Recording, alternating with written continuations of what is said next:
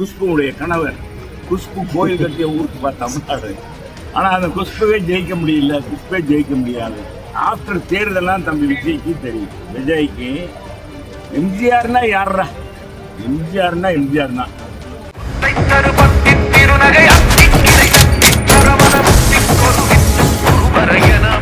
பதற்றத்தை காமிக்கிறது, பயத்தை காமிக்கிறது.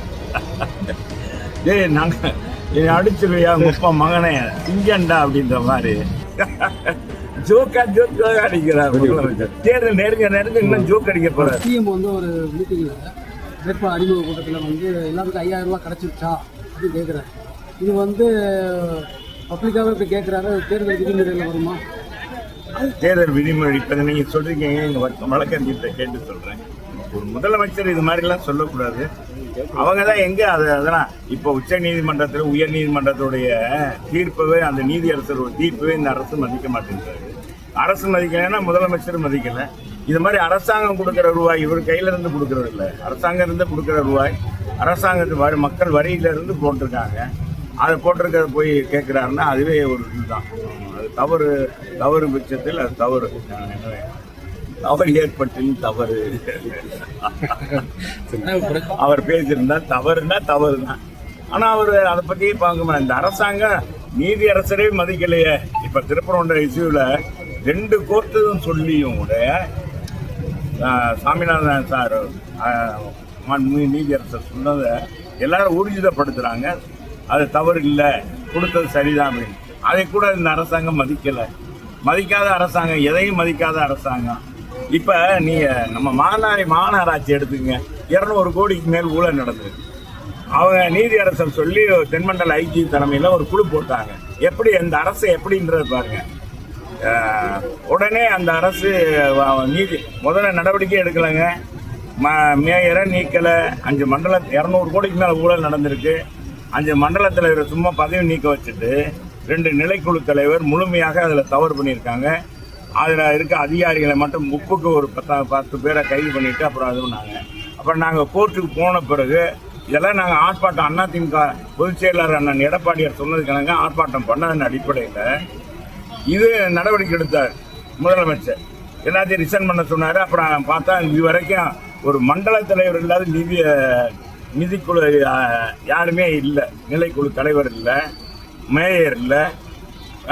மக்கள் பிரச்சனையை பேசுவதற்கு மாமன்ற கூட்டம் நடத்தவே இல்லை. 5-6 மாதமாக அந்த நீதியரசர் சொன்னார் இல்லையா, இந்த குழு அமைக்க சொல்லி தென்மண்டல குழு, அதை அமைத்து தென்மண்டல ஐஜி ஒரே வாரத்தில் 28 கோடி ரூபாய் மாநகராட்சிக்கு பெற்றுக் கொடுத்தார். ஊழல் நடந்த அந்த முறைகேடுகள் அது தொடர்ந்து செயல்படுத்தியிருந்தால் நிறைய இதில் 3,57,000 குடித்தனங்கள் இருக்கிறது. வரி விதிக்கப்படுற இடங்கள் அதையெல்லாம் இவங்க கண்டறிஞ்சிருந்தாங்கன்னா இன்னும் எத்தனையோ கோடி ரூபா, 1000 கோடி கூட வந்திருக்கலாம். அதுவே இந்த அரசாங்கம் மதிக்கல. அதுக்கடுத்து அப்படியே டெட் லைன்ல போட்டுட்டாங்க. அதுதான் இந்த இதெல்லாம் நடக்குது. சார், நாங்களும் பாஜக கூட்டணி வச்சிருந்தோம். ஆனால் எடப்பாடி பழனிசாமி நாங்கள் கட்சி அடங்கு வைக்கலாம்னு சொல்லிட்டு உங்களோட பேசியிருந்தோம். பதற்றத்தை காமிக்கிறது, பயத்தை காமிக்கிறது. ஏய் நாங்கள் அடிச்சிருவியா முப்பா மகனே சிங்கண்டா அப்படின்ற மாதிரி ஏதாச்சும் ஒன்று சொல்லணும். இந்த கூட்டணி வெற்றி பெறப் போகிறது. இந்த கூட்டணி மக்கள் மத்தியில் இதுதான் நல்ல கூட்டணி. இந்த அரசை மாற்ற வேண்டும். எல்லாரும் ஒரே தீர்மானம். எத்தனை கட்சி அதில் சேர்ந்துருக்குன்னே மக்கள் பார்க்கல. எத்தனை கட்சி வந்திருக்குன்னு பொதுமக்கள் என்ன நினைக்கிறாங்க? இந்த ஆட்சி மாற்றம் கொண்டு வரணும். போதை தமிழகமாக இருக்கு. நாம் குழந்தைகளுக்கு நம்முடைய எதிர்காலத்துக்கு மிகப்பெரிய பாதிப்பு ஏற்படும். பெண்கள்லாம் என்ன, பெண்களுக்கு நமக்கு பாதுகாப்பு, முழுமையான பாதுகாப்பு வேண்டுமானால் இந்த அரசாங்கத்தை மாற்ற வேண்டும் என்ற முடிவில் இருக்காங்க. அது போய் எத்தனை கட்சி சேர்ந்தான்னு ஒண்ணுமே இல்லை. இப்ப என்ன பயந்துட்டார். அதனால இவங்க தான் பாரதிய ஜனதாவோட ரொம்ப நெருக்கமா அமைச்சரவையெல்லாம் அங்க வைத்தவங்க. அப்பெல்லாம் பாரதிய ஜனதா இனிச்சிச்சா? இவங்களுடைய முரசொலி மாறன் உடைய மாமன் தாய் மாமன் அவரே வச்சுக்கோங்க.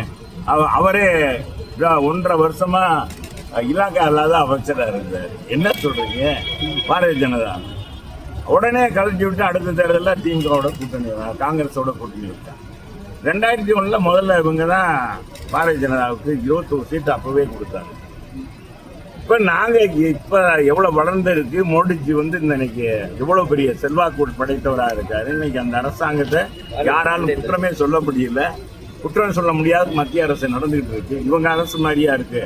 இத்தனை ஈடியா வருது, எத்தனை இன்னைக்கு யாருமே குற்றம் சொல்ல. அந்த அரசாங்கத்தை பற்றி ஏதாச்சும் சொல்றாங்களா? இவ்வளவு ஊழல் பண்ணாங்க வச்சாங்கன்னு முதலமைச்சரா சொல்ல முடியுதா? அவர் என்ன பாரதிய ஜனதா மதவாத கட்சி, பாரதிய ஜனதா சனதானத்தை கொண்டு வந்துடும், பாரதிய ஜனதான இன்னைக்கு தமிழ்நாடே மாத்திக்குவாங்க. ஜோக்கா அடிக்கிறார் முதலமைச்சர். சரி வாங்க, தேர்தல் நெருங்க இன்னும் ஜோக் அடிக்க போறாரு. விஜய்க்கு வர்ற கூட்டம்லாம் ஓட்டா மாறாது அப்படின்னு சொல்லிங்க. எம்ஜிஆரோட அது முடிஞ்சிருச்சு அப்படின்னு சொல்லியிருந்தீங்க. ஆனா இப்போ சுந்தர் சி உங்க கூட்டணி கட்சியில மத்திய உதவி வேட்பாளரா போட்டிடுறாரு. சுந்தர் சி வந்துங்க யாரா இருந்தாலும் அவர் வேட்பாளராக தான் நாங்கிறான். அவருக்கு ஒரு ஃபேஸ் இருக்கு, அவருக்கு ஃபேஸ் ஒளி, அவர் டைரக்டரு, அவர் திரைப்பட நடிகர். அதனால குஷ்புடைய கணவர், குஷ்பு கோயில் கட்டிய ஊருக்கு பார்த்தா தமிழ்நாடு. ஆனா அந்த குஷ்புவே ஜெயிக்க முடியாது. நீ அதை பாருங்க. இது ஆஃப்டர் தேர்தலாம் தம்பி விஜய்க்கு தெரியும். விஜய்க்கு எம்ஜிஆர்னா யாரா? எம்ஜிஆர் தான். அது மற்றெல்லாம் இதே கிடையாது. அது தேர்தல் முடிந்த பிறகு யார் என்பது அவருக்கு தெரியும். நான் மற்றதெல்லாம் பத்தி பேச